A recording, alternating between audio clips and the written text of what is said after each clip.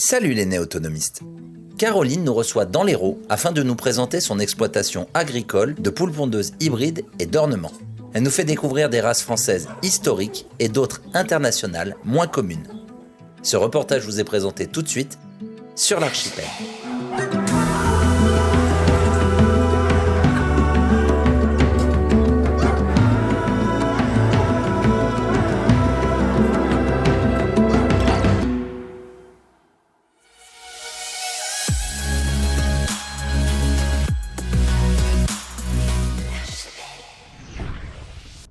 Bonjour Caroline. Bonjour. Merci de nous recevoir juste au-dessus de Montpellier. Tout à fait. On est dans l'Hérault, je présume. Mhm. Tu as... Alors j'ai bien aimé le nom. Tu as une... Alors, est-ce qu'on dit une exploitation ou... C'est une exploitation agricole. agricole Oui. qui s'appelle les poules de luxe de Oui. Caroline. Tout à fait. C'est... Alors moi ça m'a fait sourire au début, mais c'est vrai que maintenant quand je vois les conditions, je me dis c'est vraiment Oui. bien. Tu collectionnes beaucoup de variétés. T'en as combien? Il y a une trentaine de races différentes d'ornements et des poules pondeuses classiques qu'on appelle hybrides. Caroline, est-ce que tu peux te présenter s'il te plaît? Donc je m'appelle Caroline de Salle, je suis exploitante agricole, j'ai 50 ans et je suis dans les chevaux et les poules depuis une vingtaine d'années. D'accord. Et les poules aussi depuis une vingtaine Non, les poules une dizaine d'années et les chevaux largement 20 ans. Ouais. Tu fais de la vente à domicile ou tu expédies aussi? Non, je fais que de la vente ici sur place. Les gens viennent choisir leur poule ici. Il n'y a plus d'expédition en France de poules, ça n'existe plus. D'accord. Voilà. Depuis pas longtemps? Ça doit faire 1 ou 2 ans. Ah ouais, d'accord. Parce que je te dis ça parce que souvent quand des personnes voient les reportages, ils risquent de t'appeler. Est-ce que vous livrez? On le dit, ça t'évitera des mails. Non, il n'y a plus d'expé. D'expé. Il y a trop de problèmes. Bah tu m'étonnes surtout. Ouais, surtout qu'ils te laissent ça sur les quais à 6h du matin dans le froid. Après, il y a de la mortalité. Enfin, c'était trop compliqué. Donc, ils ne veulent plus le faire. Eh bien, je trouve ça très sain. Si on vient te voir, comment ça se passe en général? Est-ce que, bon, je pense que là, c'est le début de saison, tu dois avoir beaucoup de monde, mais quand on est... Comment ça fonctionne? Est-ce que tu peux nous expliquer un petit peu, tu fais un tour avec les personnes, ils ont déjà vu sur Internet ce que tu as, est-ce que tu peux nous expliquer? Oui, donc la majorité des gens ont effectivement vu mon site ou mon Facebook, donc souhaitent acheter des poules, m'appellent et on voit ensemble si on peut trouver des poules qui vont correspondre avec les poules qu'ils ont déjà, s'ils en ont déjà. Et sinon, effectivement, je donne beaucoup de conseils pour déjà créer le poulailler comme il faut avant d'accueillir les poulettes. Très important. Je présume qu'un jardin 100 mètres carrés, ça suffit pour 2 poules? C'est quoi que tu Oui, le parc de base doit faire 20 mètres carrés pour 2-3 poules. D'accord. Et ensuite, c'est très très bien de les lâcher dans le jardin puisque c'est leur paradis et les œufs sont de meilleure qualité si elles mangent de la verdure, c'est tout intérêt. Et c'est super mignon. Tu peux nous parler un petit peu du régime d'une poule, ce qu'elle doit manger pour être en santé? Oui, donc il est impératif qu'une poule est un aliment de base. On ne la nourrit pas qu'avec des restes de maison. D'ailleurs, ça, il ne faut pas trop en donner. Donc soit un mélange de graines, soit du granulé pondeuse. Ensuite, beaucoup de verdure et de fruits et légumes. Mais par contre, on ne donne pas des restes de plats et des choses comme ça. C'est pas fait pour manger des choses salées. Voilà, il faut éviter. C'est marrant parce que j'ai remarqué que souvent quand j'apportais quelque chose de soit carné, soit laitier, enfin celle que j'ai, Alors, elles sont ravagées de la protéine, elles adorent ça, donc il faut leur en donner. En plus, c'est la protéine qui fait pondre, donc il faut en donner, mais il ne faut pas en abuser. Mais voilà, donc donner un peu de croûte de fromage, donner un petit peu de viande, des larves séchées, tout ça, oui, bien sûr, elles adorent ça, il n'y a pas de problème. Et en plus, ça permet de les apprivoiser beaucoup plus rapidement. Combien t'en as en début de saison? Parce que tu fais pas d'élevage, tu fais de l'achat-revente. Voilà. Explique-nous pourquoi. Alors, en fait, donc, il y a une dizaine d'années, je faisais l'élevage. Donc ici, il y avait des parquets de reproducteurs. Donc il faut ramasser les œufs, les mettre en couveuse, élever les poussins et tout ça. Le seul problème, il y en a 2, c'est qu'il faut vacciner tous les poussins, c'est très important. Pour les maladies de Marek, Newcastle principalement. Sauf que tout est vendu en 10 000 doses. Donc quand on a 200 poussins, on doit jeter 9 800 doses. Et ça, c'est un peu embêtant. Et autre gros problème, il faut donc les sexer. Et il faut malheureusement euthanasier tous les coqs puisqu'il n'y a pas de débouché pour les coqs. Ici, dans le sud, les gens n'achètent pas de coqs. Et quand bien même vous allez acheter un coq, il vous faut 6-8 poules pour le coq. Du coup, alors qu'à la naissance, il y a autant de poules que de coqs. Voilà. Et ça, c'était un gros problème pour moi parce que j'adore les animaux. Et devoir tuer les coqs, ça devenait complètement fou. Donc avant de finir en burn-out, j'ai trouvé notre solution.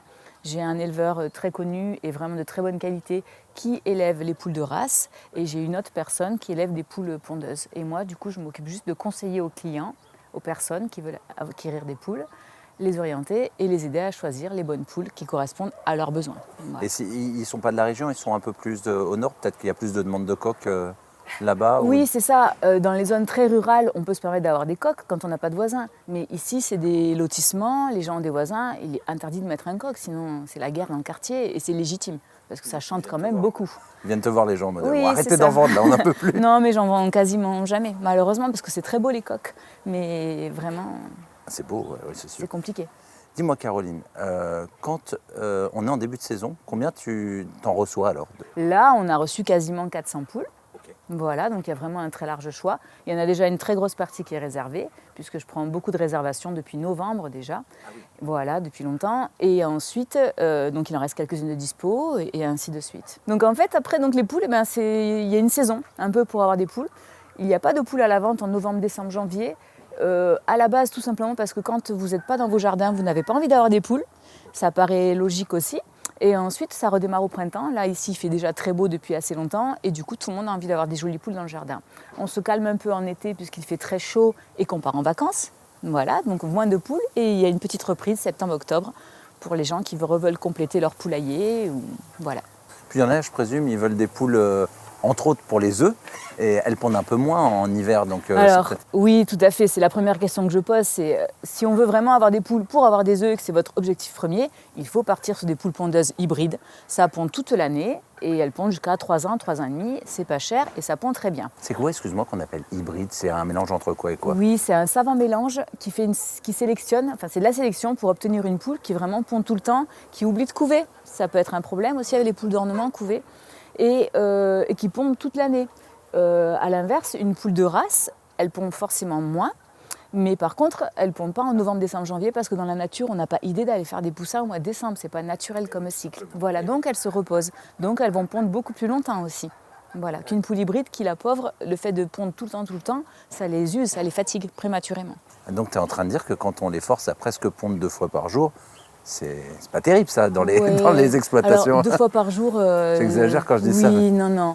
Voilà, pour donner une tranche d'idée, les poules hybrides, ça pond de 220 à 300, peut-être même 330 œufs pour la poule rousse par an, hein, on parle sur une année, quand la poule d'ornement va pondre de 80 pour les petites et en poussant fort, jusqu'à 200 œufs pour les grandes poules de race.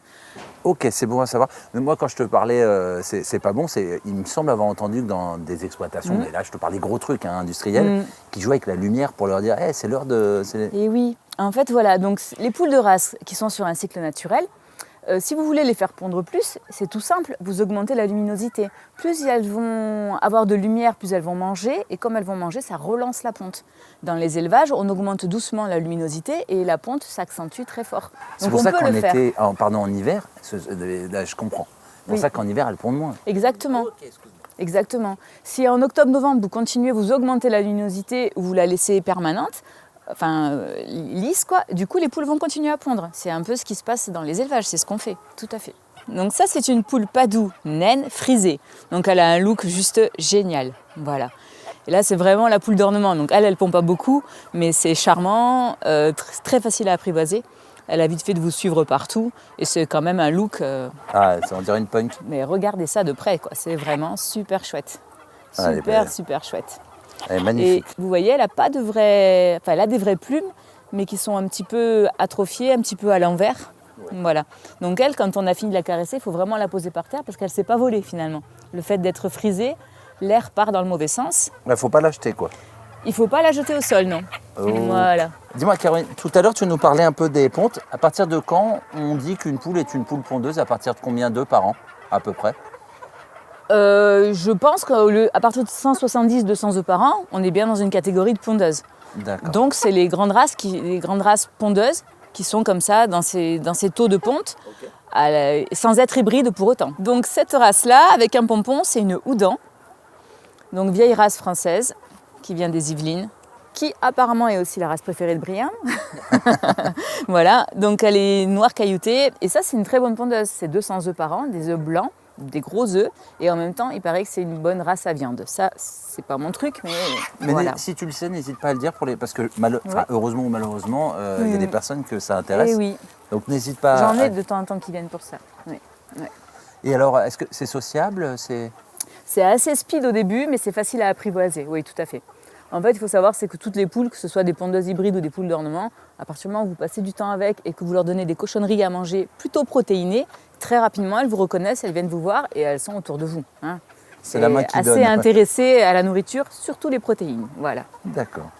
Dis-moi, j'ai l'impression, parce que moi j'avais récupéré des poules de réforme, Oui. elles ont toutes le bec pointu. Ça, c'est un truc Oui, important. alors, ça c'est donc effectivement, les poules hybrides sont souvent débéquées. Débéquées, ça veut dire qu'à l'âge de 3 semaines, on coupe une partie du bec pour éviter qu'il y ait du piquage dans les bâtiments entre les poules. Donc c'est pas très joli, mais c'est un peu obligatoire.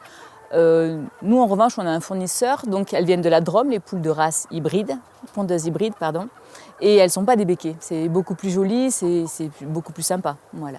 Ouais, donc on garde Moins vraiment barbare. on garde tous ces attributs. Oui, bien sûr, tout à fait. Après, si on ne veut pas de piquage, il faut de l'espace, tout simplement. Alimentation riche, équilibrée et beaucoup d'espace, bien entendu, et on n'a pas de piquage. Et oui, c'est de les parquer.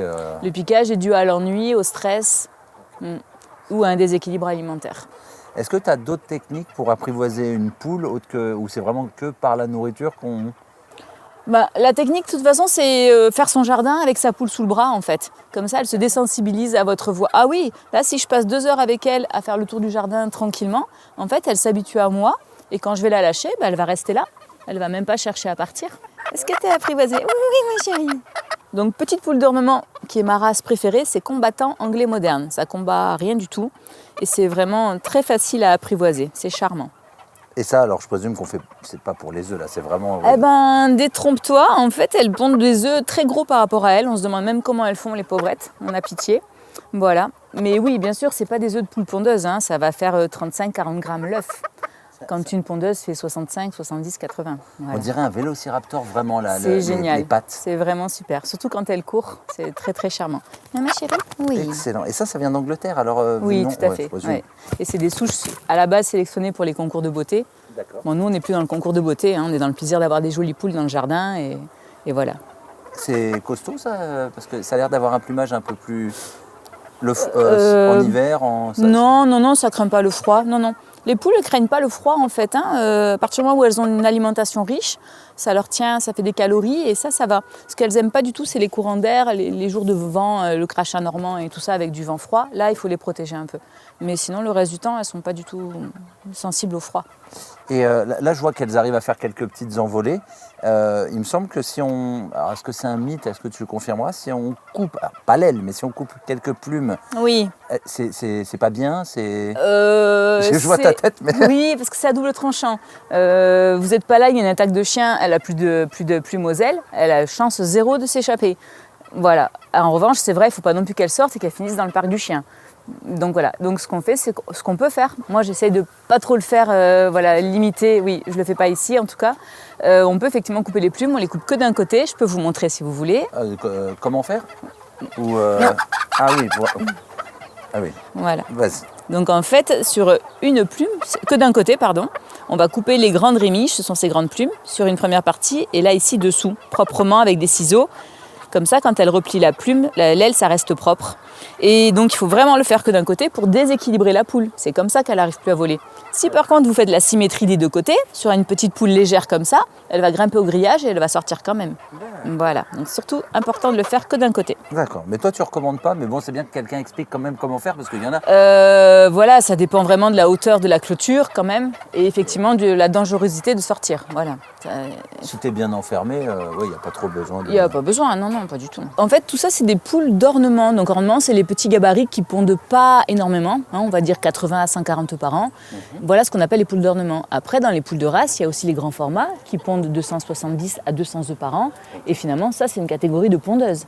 Ce n'est pas des pondeuses hybrides, mais ce sont des pondeuses. Au premier plan, là, celle-ci, c'est une Onogadori. Donc ça, c'est une race japonaise. Et en fait, il faut savoir que la queue ne mue jamais.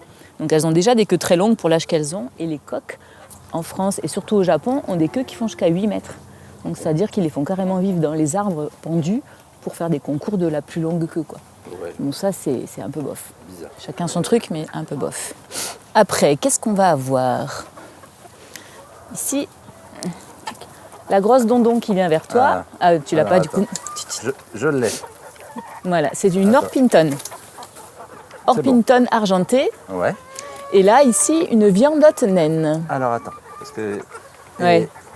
là ici, ouais, je l'ai. Ouais. Ça va, elles sont. Franchement, je pensais qu'elles seraient plus. Celle qui est là, ouais, que Pékin. C'est celle-là. Ça, c'est une Pékin. viande. Pékin. Ça, c'est une Pékin. Les fesses rondes là, Pékin. C'est trop mignon ça. Ici, tu as un petit coq sabelle-pote. Alors, ça belle pote. Le petit kéké. C'est celui avec les. Voilà, les plumes. poulet coq sabelle-pote là devant toi. Ok. Alors tous, ils sont jeunes, hein, ils ont que 3 mois et demi. Hein. C'est que des petits jeunes. Et ça, une fois que ça grandit, ça grandit pas énorme. je Il crois. manque 20%, pas plus. Oui. Mais ça va se finir, la queue plus jolie, un peu plus de maturité. Ah, t'as la Onogadori qui est intéressée par toi. Hop, oui, mais c'est très beau la queue là déjà. Oui. Ici, dans ce parc, on a donc des poules de grand format, des poules de race pondeuses. Donc les marrons avec le col noir vont être des vorwerk, les toutes noires sont des marans, les œufs marrons au chocolat. Les rayés sont des coucous de reine, race pure, et les blanches des Sussex. Voilà, donc toutes ces poules, elles sont en devenir, elles n'ont que 3 mois. C'est vraiment des jeunes. Il faut penser qu'elles vont prendre encore 30-40% de volume. Elles sont déjà énormes par rapport aux petites. Oui, tout à fait. Et elles pondent très bien, c'est 170-200 œufs par an, ça change quand même. Je dis pas de bêtises, si les Sussex, il me semble que c'est aussi des poules de chair. Oui, exactement, tu fais bien de le préciser. Oui, donc il y a des gens qui les élèvent pour la chair. Avec la Houdan, apparemment, c'est une des meilleures chairs. Donc là, je vous présente une poule un peu atypique. Voilà, donc c'est une olivette et elle a des oreilles, des toupets d'oreilles. Donc c'est vraiment très sympa. En fait, cette poule est issue d'une marance et d'une araucana et fait des œufs verts olive que je vous montrerai. Voilà. Et donc avec ses oreilles là, c'est vraiment super sympa. Et ça Aussi- c'est une bonne pondeuse. Ce Oui, oui, tout à fait. Aussi autre chose spécifique à toutes les poules. Hein. Tant que je vais parler, elle va discuter et dès que je vais arrêter, Ah, parce qu'elle te répond. Ah, c'est dingue. en tous les cas, si je recommence à parler, elle recommence à discuter. Mais c'est Et si ça. j'arrête, voilà. Et toutes les poules le font. Mais C'est j'ai jamais marrant. remarqué Mais ça. ouais, si. C'est super sympa. C'est pour ça qu'il faut leur parler et pour elles, il y a comme une interaction et elles répondent. Je sais pas trop. En tous les cas, tant que je vais discuter, elles vont discuter. Et dès que tu arrêtes, elles arrêtent tout de suite. Voilà. Non, là, elle est vexée. Ah, on dirait la princesse Leia, je crois, dans Star Wars avec ses Oui, poupées. c'est ça. Il y a un air. J'avais pas vu, tu as aussi. Les personnes peuvent partir avec des poules, mais aussi avec de quoi bien s'en Oui, occuper. tout à fait. Qu'est-ce que tu recommandes quand, si quelqu'un vient, n'a jamais eu de poule et veut acheter, on va dire, la totale pour qu'elles soient en forme? Oui. Qu'est-ce que tu conseilles et pourquoi? La première chose que je vais préconiser, c'est de mettre des copeaux et jamais de paille. La litière, en fait, le fond de litière.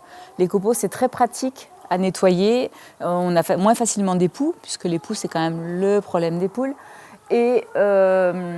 Et surtout parce que la paille, comme c'est creux, les poux vont se mettre à l'intérieur, tout ça. Et surtout, on peut se permettre d'avoir beaucoup de poules. Enfin, nous, en élevage, on a beaucoup de poules et pourtant, ça reste très propre. C'est absorbant, on ne voit pas les crottes. C'est vraiment le produit magique, les copeaux. C'est vendu sous cette forme-là, ce type de ballot. Et là, en fait, en déployé, c'est 400 litres. Donc, en fait, un ballot va vous faire quasiment une année pour un petit poulailler classique. Et oui, parce qu'on en met très peu et on le nettoie à peu près tous les 15 jours, tous les 10-15 jours. Puis il y a des aspirateurs, tu sais, spécial atelier qui peuvent aspirer ça directement. Oh, si, pourquoi pas, carrément, oui, tout à fait. Et après, donc, avant de mettre les copeaux, on peut éventuellement mettre de la terre de diatomée dessous. C'est le préventif poux. Ça, c'est très bien d'en mettre un petit peu, il ne faut pas en abuser. Et ensuite, le nerf de la guerre, c'est l'hygiène, donc il faut vraiment changer sa litière tous les 15 jours. Quoi. Tous les 15 Ne pas oui, maxi tous les 15 jours. Donc après, bien sûr, il faut une mangeoire et il faut un abreuvoir, hein, puisqu'on ne met pas la nourriture des poules par terre. Donc pour ce qui est de l'alimentation des poules adultes, hein, soit on donne un mélange de graines un peu comme celui-ci. Là, par exemple, il y a 5 céréales, coquilles d'huîtres. Je m'en mets devant, ouais, c'est bon. Donc ce mélange, il y a 5 céréales différentes, des coquilles d'huîtres et surtout le maïs qui est broyé, puisque le maïs entier, il y a très peu de poules qui arrivent à le consommer. Voilà. Donc ça, c'est un aliment type. Ensuite, on peut aussi donner du granulé pour les poules pondeuses ou mélanger les deux. Moi, je ne le conseille pas trop parce que je trouve que ce n'est pas très naturel quand même, franchement. En revanche, c'est beaucoup plus équilibré, ça répond vraiment à tous les besoins de la poule.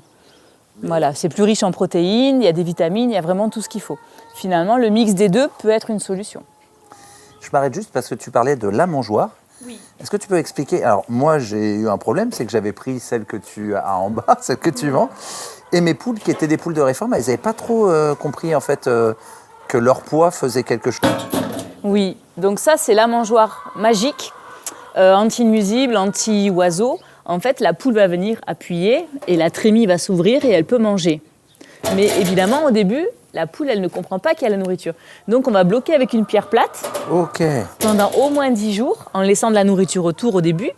Et ensuite, d'elle-même, elle va tourner autour et trouver la solution. Et évidemment, au début, on vérifie que les poules ont bien mangé, que le jabot est rempli, que le soir, elles ont bien trouvé la nourriture, elles ont bien mangé. Comment on vérifie que le jabot est bien rempli? Eh bien, vous prenez votre poule dans les bras, et donc sur la trachée ici, il y a une première poche qui est le jabot, et il faut qu'on sente les graines, il faut qu'on sente l'alimentation. Sinon, c'est qu'elle n'a pas trouvé la solution, et il faut recommencer, remettre une pierre plate, rebloquer pendant quelques jours, et ainsi de suite. Voilà. Par contre, franchement, c'est vraiment une super solution pour ne plus être envahi d'oiseaux. Par contre, juste une petite précision, ça, il ne faut pas le poser au mois de décembre, sinon vous faites mourir tous les moineaux du quartier. C'est-à-dire qu'ils sont habitués à venir manger chez vous. C'est pas au mois de décembre ou janvier où on se dit « Allez, c'est bon, je passe à ce type de trémie ». Parce qu'ils ont pris l'habitude de venir manger tous les jours. Si vous leur coupez les vivres, ces pauvres bêtes, elles vont mourir. Elles n'ont plus de solution. Ça, c'est super important. Ah ben c'est des petits conseils très importants. Et autre chose aussi, évidemment, on ne préconise pas ce genre de produit pour des petites races naines, parce qu'elles ne sont pas assez lourdes. Malgré que ce soit ajustable au poids, elles ne sont pas assez lourdes pour ouvrir ce type de mangeoire. C'est simple, mais... Ce serait dommage. Il faut y penser, efficace. Voilà. Je vois, il y a comme des verres derrière, des choses comme ça. Aïe, aïe, aïe, aïe, aïe. Ça, c'est quoi? C'est les bonbons? Alors moi, j'appelle ça l'apéro poule.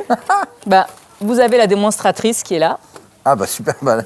Elle doit connaître, je ne suis pas le premier à passer, non? Donc ça, c'est des larves séchées de soldats. On peut trouver d'autres produits. Et elles en raffolent. C'est vraiment... Donc là, ça, c'est Couette. C'est une araucana. Et c'est un peu la mascotte ici. Et elle adore les larves séchées, vraiment. Et elle n'a pas peur des humains, je suis passée tout à Ah l'heure. non, pas du tout. Oui. C'est ton chien de Du coup, compagnie. ce sera le tien. Hein. Oui, c'est ça. C'est pour ça qu'elle reste dans le coin, parce qu'elle sait qu'elle a le droit à une friandise. Voilà. Donc elle est toujours très intéressée par les larves. Après, il ne faut pas en abuser quand même. Hein. Je vais dire une toute petite poignée pour 3 poules par jour, max. Voilà. Oui. Parce que si vous leur en donnez trop, ça donne ça. Ça donne des poules beaucoup trop grasses. Ouais, elle est bien. Ça va, elle est en forme. Hein. Et par contre, elle peut rester des heures là à côté de moi, rien que pour essayer d'en avoir, pour voir si je vais lui en distribuer ou pas. Elle a quel âge là? Elle a 3 ans. 3 ans. Donc araucana qui fait des œufs vert clair. Donc on les dit pauvres en cholestérol. En fait, l'œuf est 6 fois plus riche en oméga 3.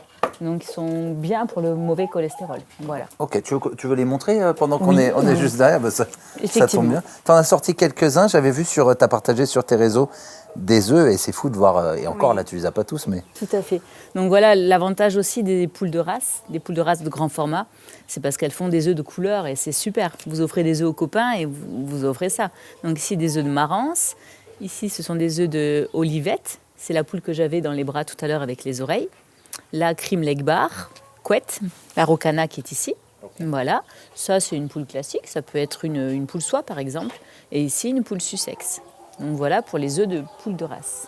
Bon, je précise pour ceux qui n'auraient pas compris, ils sont vidés, c'est pour ça qu'il y a des trous. Oui, je suis obligée de les vider pour pouvoir les conserver, oui, bien sûr. Tant qu'on est dans les œufs, ça marche vraiment le coup de mettre des faux œufs? Ça les oriente ou c'est une... Oui, alors les faux œufs, il y a 2 usages. Pour montrer à la jeune poule où est-ce qu'il faut pondre au début, quand elles ne savent pas encore où pondre. Et surtout, après vos poules, en fait, tous les jours, vous allez ramasser vos œufs. Tous les jours, le nid, il est vide. Et du coup, elles finissent par avoir l'instinct d'aller pondre chez le voisin et de planquer les œufs ailleurs. Donc, ça évite d'aller courir après ces œufs. On laisse toujours 2 œufs dans le poulailler, dans le pondoir, pardon. Voilà, 2 œufs, c'est suffisant. Et ça les sédentarise, en fait. Elles continuent à venir pondre parce qu'elles voient que les œufs sont là. Voilà. Ok, bah c'est bien d'avoir cette précision. Je vois aussi derrière que tu as, pour boire, tu n'as pas moi, j'ai déjà vu des espèces de pipettes. Est-ce que tu connais ça? Oui, ça fonctionne? Tout à fait. Oui, ça fonctionne. Après, je pense qu'au début, il faut faire attention, être sûr qu'elles aient compris. Voilà. Je ne suis pas experte en pipettes, non. Nous, c'est vrai, on met des réservoirs de ce type. Donc ça, c'est des abreuvoirs siphoïdes en plastique. Voilà. Et bon, dans le commerce, de toute façon, on trouve quasiment que du plastique. On n'a pas 50 solutions.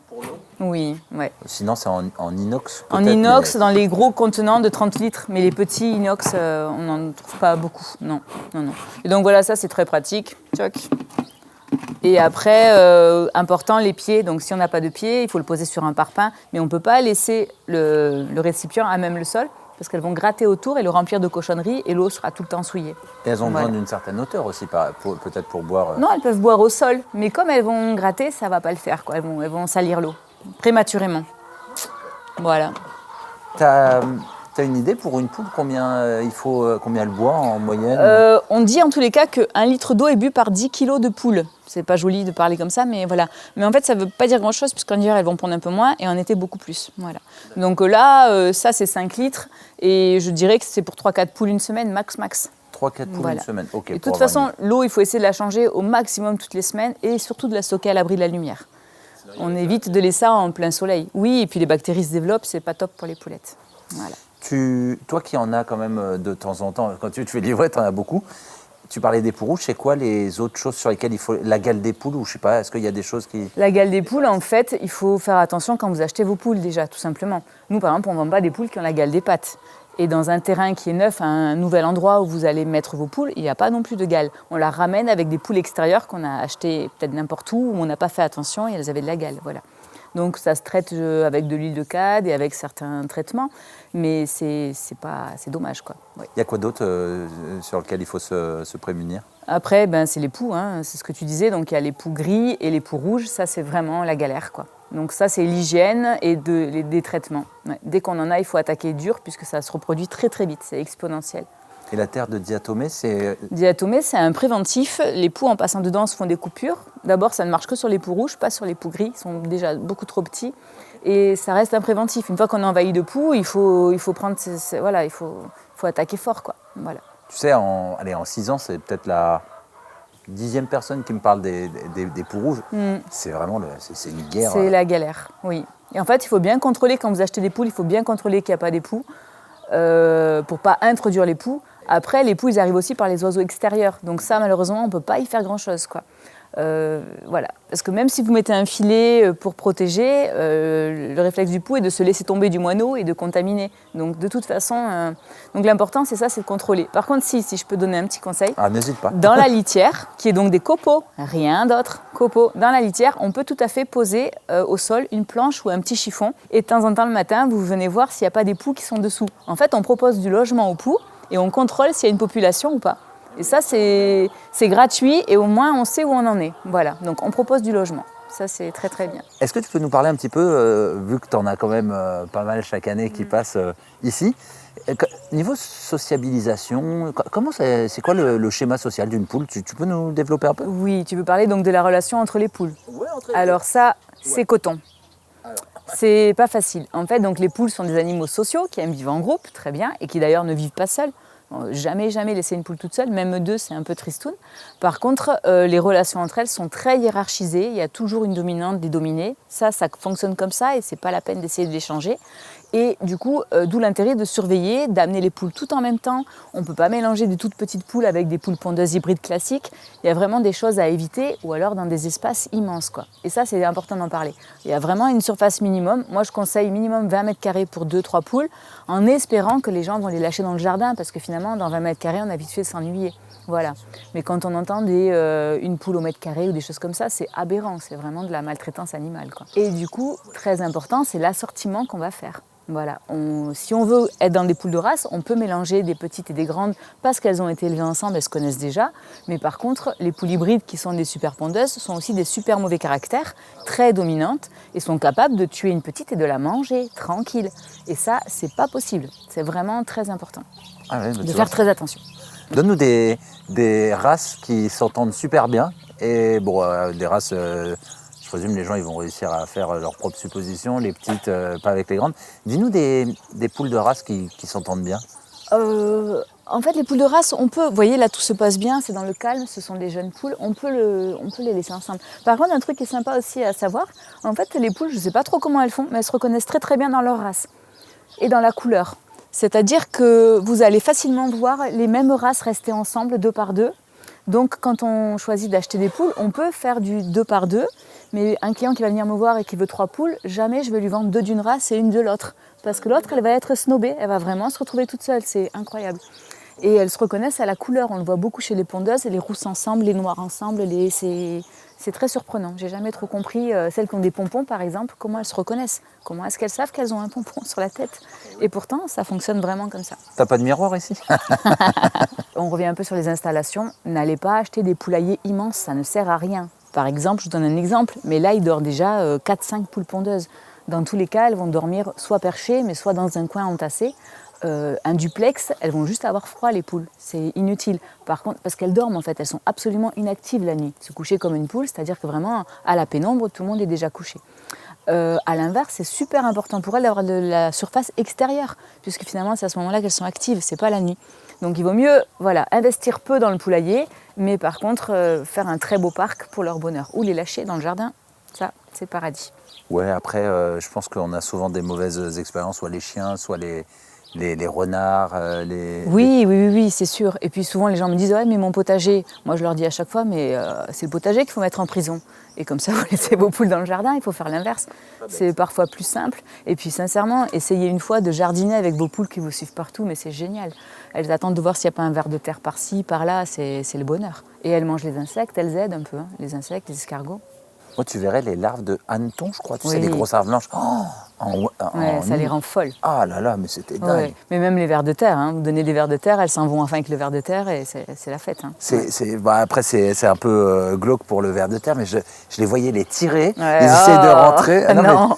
Mais c'est vrai, et tu vois comment elles sont excitées, Oui, ça doit être une... oui, la protéine, hein, de toute façon, ce que tu disais. c'est vraiment incroyable. C'est vrai. C'est omnivore, hein, carrément.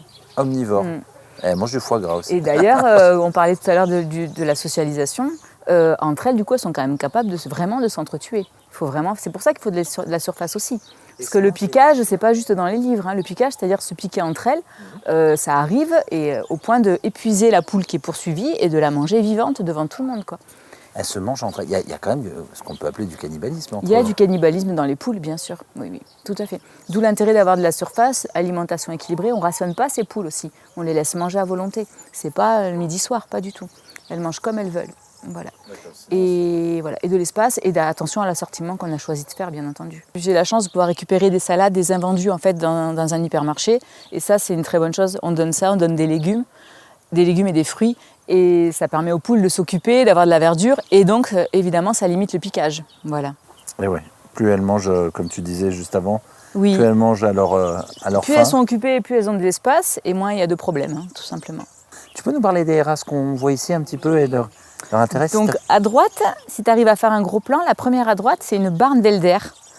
Celle qui a des reflets verts. Des reflets verts sur le liseré, elle a un double liseré. Ça, c'est très sympa. Voilà.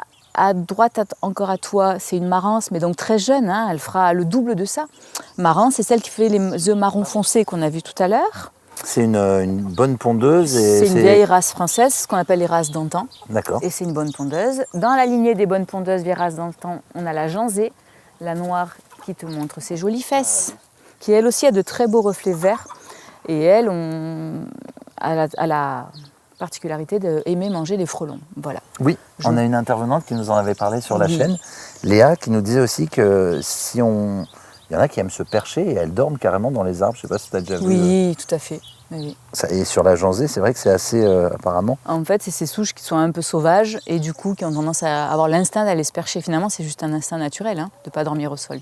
Ça voudrait dire peut-être qu'on les déconnecte d'une certaine réalité quand l'humain veut les... Ça, c'est sûr. Après, là, la poule que tu as devant toi, c'est une Bieffelder. Très jolie aussi si on regarde de près. Donc là, tout ça, c'est des poules pondeuses d'antan ou pondeuses de grande race, quoi, qui font toutes dans les 180-200 œufs par an. Donc ça, c'est bien. Oui, donc sujet intéressant aussi, c'est de proposer de l'ombre à vos poules. C'est très, très important, surtout dans nos régions. Et en plus, avec le changement climatique, ça va être un sujet d'actualité, n'est-ce pas? Donc, il faut vraiment soit vous planter, soit vous mettez des arbres, soit vous déplacez le poulailler, d'où l'intérêt d'avoir un petit poulailler. Selon la saison, on le déplace. L'hiver, elles ont besoin de soleil, elles ne peuvent pas être 100% à l'ombre. Mais en même temps, l'été, il faut vraiment de l'ombre. Il faut savoir qu'elles pondent entre 10h et 13-14h. Et dans le poulailler, il fait vite 50 degrés et les porcs, elles se dessèchent, quoi. Surtout qu'elles sont à l'effort, en train de pondre. Donc, il faut ventiler le poulailler, c'est super important, et les mettre à l'ombre. Et vous faites comme vous pouvez, mais il faut mettre de l'ombre. Oui, super important. En parlant d'effort, toi, tu fais quoi de tous ces œufs? Et bien en fait, Parce que tu dois en avoir beaucoup. on me pose Une souvent Pala. la question, mais non, j'en ai pas beaucoup. Ce sont que des poules qui ont 3 mois et demi, elles ne sont pas en ponte, parce qu'elles vont toutes pondre entre l'âge de 6 mois et 7 mois, donc elles ne sont pas en ponte.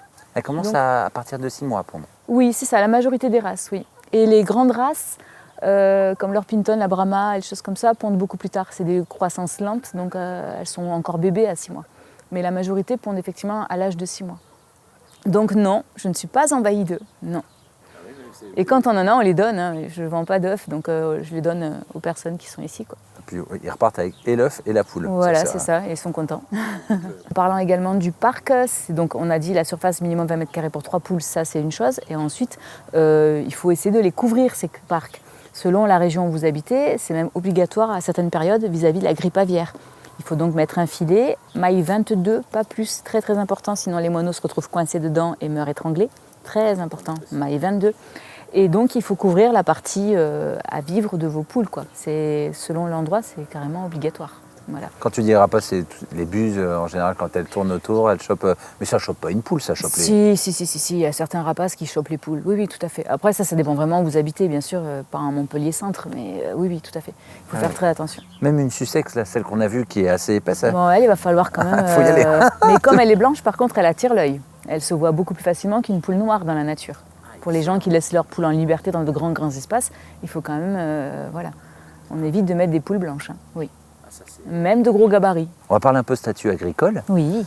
Je voulais savoir, parce que tu me disais, donc on ne peut plus expédier comme ça. Il me semble que sur le Bon Coin, c'est interdit ou c'est très légiféré. Pour les particuliers, oui. Tu peux nous parler un petit peu de ton travail, comment ça fonctionne, quel statut tu as Ben, oui, d'accord. Alors en fait, moi je suis exploitante agricole à titre principal, donc c'est mon activité principale, et je fais surtout de la pension pour chevaux. J'ai une bonne trentaine de chevaux en pension. Voilà, donc je garde les chevaux des gens et je les nourris et les gens font des balades, viennent quand ils veulent voir leurs chevaux. Et à côté de ça, je suis partie dans les poules. C'était une passion et c'est devenu un métier, ça prend beaucoup d'ampleur. Et donc voilà, c'est une activité secondaire à mon activité principale agricole. Tu as l'air de conseiller quand même de repartir au moins avec 2 poules pour pas qu'elles se sentent seules. Ouais, le minimum. Hein. Je présume, bon, c'est rare que tu vendes des couples parce qu'il n'y a pas beaucoup de mâles. Combien ça coûte une race une poule de race? Oui, alors juste pour reprendre, donc effectivement, je ne vais pas vendre un couple de poules, puisque quand on achète un coq, il lui faut au moins 4, 6, 8 poules selon son appétit. On va dire ça comme ça. C'est bien dit. Voilà. Donc, ça ne peut pas être un duo, surtout pas. Voilà. Et en plus, il pourrait y avoir des problèmes de consanguinité, donc c'est à éviter. Ensuite, pour ce qui est du prix, donc les poules pondeuses ici, en tous les cas, sont entre 16 et 20 euros. Donc là, on va parler de la pondeuse hybride. Et les poules de race, ça va de 38 à 50 euros. Donc c'est un vrai budget, c'est sûr, mais c'est pas la même chose. Elles vivent un peu plus longtemps, c'est différent. Et ça, tout ça pour des sujets qui sont vaccinés, vermifugés. Vaccin, c'est très très important d'avoir un sujet vacciné puisqu'il y a des maladies comme Marek et Newcastle qui sont vraiment fréquentes dans la région et on ne peut pas faire des vaccinations de rattrapage, non, pas du tout. Si ça n'a pas été fait en temps et en heure, c'est fini. La maladie de Marek, on vaccine dans les premières heures de vie, donc c'est pas possible autrement. Et comment ils faisaient à l'époque? Ah oui, tu vas me dire qu'ils les reproduisaient, mais avant ils vaccinaient pas et pourtant ils avaient quand même leur cheptel. Mais il devait y avoir de la mortalité aussi, hein, c'est sûr. Hein, ou c'est peut-être l'industrialisation qui a... Peut-être l'augmentation du nombre de poules, oui, tout à fait. Pour pouvoir t'occuper des poules et recevoir les clients et gérer la vente, tu as combien de jours d'ouverture? Tu peux nous en parler un petit peu? En fait, j'ai 2 jours d'ouverture, le mercredi, samedi, ça c'est les grands classiques, et à la saison où il y a des poules évidemment, et ensuite je reçois ce rendez-vous pour les personnes dont les horaires ne sont pas les mêmes, voilà, pour plus de souplesse.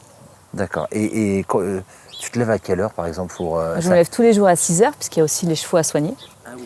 Et je finis tous les jours à 20h. Ça, c'est le monde agricole, hein, c'est du matin au soir.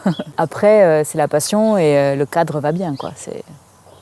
Je suis mieux là que dans un bureau, quoi. Enfin, pour moi en tout cas, clairement. Hein? Je t'ai pas demandé ce que tu faisais avant. J'étais dans la grande distrie, j'étais chef de rayon, mais j'ai jamais eu la reconnaissance de mon travail, quoi. Voilà, j'avais beaucoup de mal à être rémunérée au juste titre, quoi. Après, est-ce que... Même si j'aimais ça. Tu parlais de reconnaissance, mais là, je ne connais pas assez le métier, mais il n'y a pas une limite, chef de rayon, qu'est-ce que tu peux faire après au-dessus? Comment on peut te récompenser, autre que par le salaire?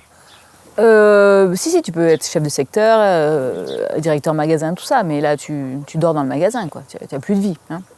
Voilà, tu fais beaucoup d'heures et voilà. Après, c'est un métier passionnant. Hein. Perso, j'aimais ça, vraiment beaucoup. Et comment tu as fait pour... parce que je ne sais pas si je peux l'expliquer comme ça, mais je pense que tu comprendras. Chef de rayon, ça ne permet pas de pouvoir se payer une exploitation. Comment tu as fait? T'es en crédit? Comment ça marche? Oui, au début, j'avais un apport personnel et j'ai acheté avec un crédit, bien sûr. Oui, tout à fait. Et à la base, c'était que pour le cheval et après, tu t'es... C'est ça, voilà. J'ai voulu m'installer à mon compte pour faire de la pension pour chevaux. Mais après, au fur et à mesure, je suis passée sur les poules.